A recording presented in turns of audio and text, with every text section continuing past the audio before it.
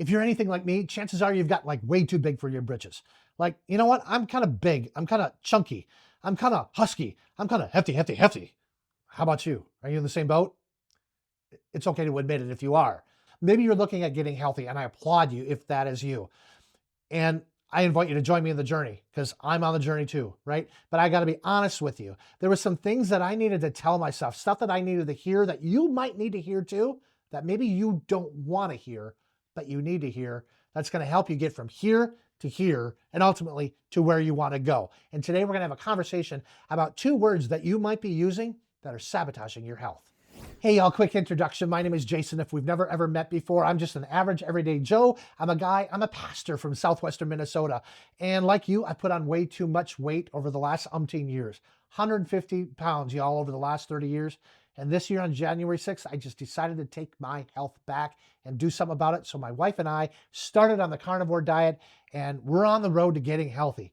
But before then, I needed to tell myself some stuff that wasn't helping me. I had to look in the mirror and be honest with myself. Does that make sense? And today we're just going to have a conversation, like I said, about 2 words that you might be using that are sabotaging you. And I'm going to start out by telling you kind of a story. So we started out on this journey on January 6th, and we didn't tell anybody what we were doing. We just said that we were going to go on a journey to get healthier and to lose some weight. We didn't tell anybody specifically what we were doing. And so, we get out of church on a Sunday morning as we normally do. And again, I'm a pastor, right? And so I get out of church on a Sunday morning and I derobe, I take off all my garb and stuff and get cleaned up. And then I would normally go into the fellowship hall. That's what I used to always do. I'd go into the fellowship hall and I'd open up the fridge and I'd grab a Diet Coke and I'd grab a bar or whatever have you. Well, that very first week, I went into the fellowship hall, I went into the fridge and I opened up the fridge and I grabbed the water and I just kept on my merry way. And I went into adult Bible study and I started to teach. And, everybody's sitting there around there and they're drinking their coffee and they're eating their cakes and everything. And they're like, Pastor, did you get a piece of cake? And I'm like, no, it's okay. I don't want any today. And they're like, okay, that's fine. Well, that coming week, we had a funeral. They happen a lot. And as with funerals, well, you've got to eat, right? You got to have food. You have a kind of fellowship afterwards. You remember your dearly parted loved one and we have a celebration of life. And then we gather together as a giant family and friends, and we gather in the kitchen and we share in a meal together. That's what you do after a funeral. And so we did that. And I was the last one in there, not because I had to be, but I just choose to be the last one in line and let everybody else go through.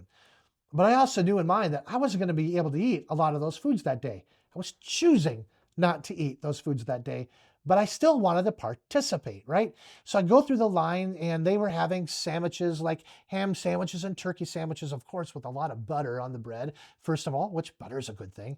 And they had salads and pasta salads and fruit salads and more desserts than you could imagine. We're Lutheran. You got to have more dessert than anything else. Well, anyway, I go through the line and what did I do? I asked the people, I said, can I just get some egg salad in a bowl? And they're like, sure. Like, can we get you anything else? Do you want a pasta salad? Do you want some chips or anything? I'm like, no, I'm good. How about some fruit? No, I'm good. Thank you. Just the egg salad would be good. And then I grab a bottle of water and I sat down to eat with somebody. And he said, well, Pastor, where's your food? And I said, well, I'm eating it. Well, aren't you going to get a sandwich? Don't you want some fruit? Don't you want some fruit salad? Or, oh, this pasta salad's good. Well, how about a bar, Pastor? You need a bar. I'm like, no, I don't need any of that stuff. I said, I started a diet. This will be good. They're like, oh, well, good for you. What kind of diet are you on? So I go on to tell them, well, I started the carnivore diet. And they're like, well, what's that? So I start telling them all about the carnivore diet. And they look at me and they're like, so you were only eating like meat? And I said, yeah, meat and eggs and a little bit of dairy here and there, butter, a lot of bacon, beef, bacon, butter, and eggs. And I said, pork and chicken and stuff like that too. I said, if it's animal-based, I'm eating it. And they're like, oh, what about fruit and veggies? They're good for you. You got to have your fruits and veggies. And I'm like, no, I'm not having any fruit. I said, no veggies either. They're like, really? Oh, well, those are healthy. And I'm like, well, I'm not having them. Oh, well, what about potatoes? What about rice? What about pasta? And no carbs. I said, I'm trying to keep my carbs below like 20 a day. And they're like, oh, so what can you have then? I said, a lot of meat, a lot of eggs, a little bit of dairy.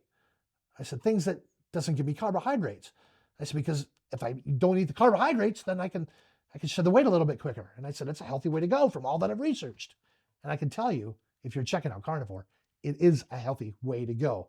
And you eat more than you could possibly ever imagine. Anyway, conversation for another day.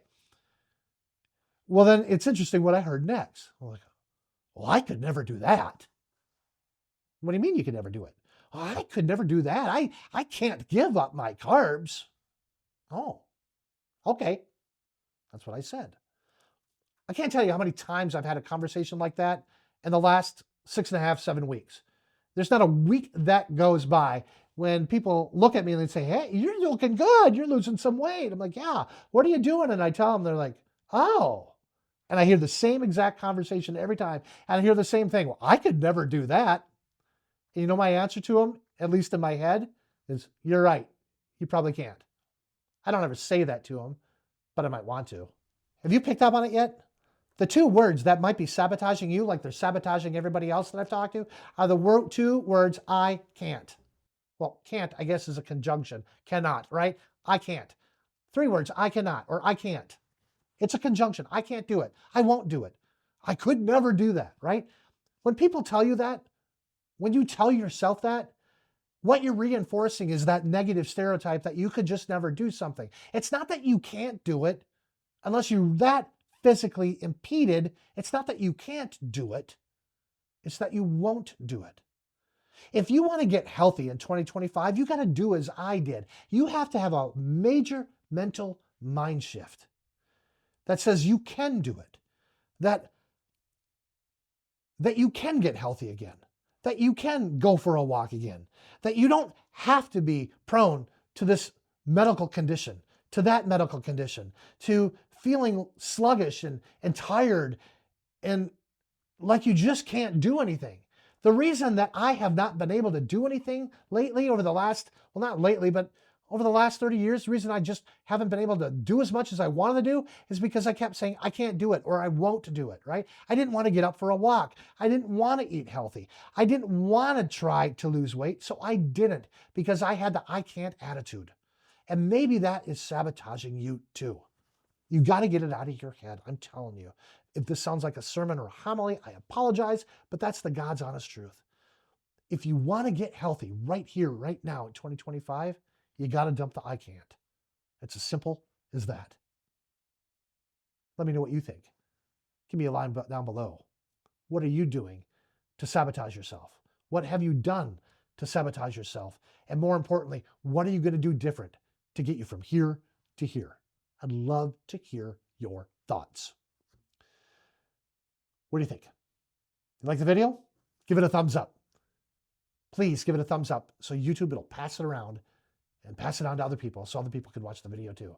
That's how they know to pass on the video and for the video to grow. Anyway, I tell you what, I'm going to end the video with this. I pray that God is blessing you and keeping you. I pray that God is making his face to shine upon you and that he's gracious to you.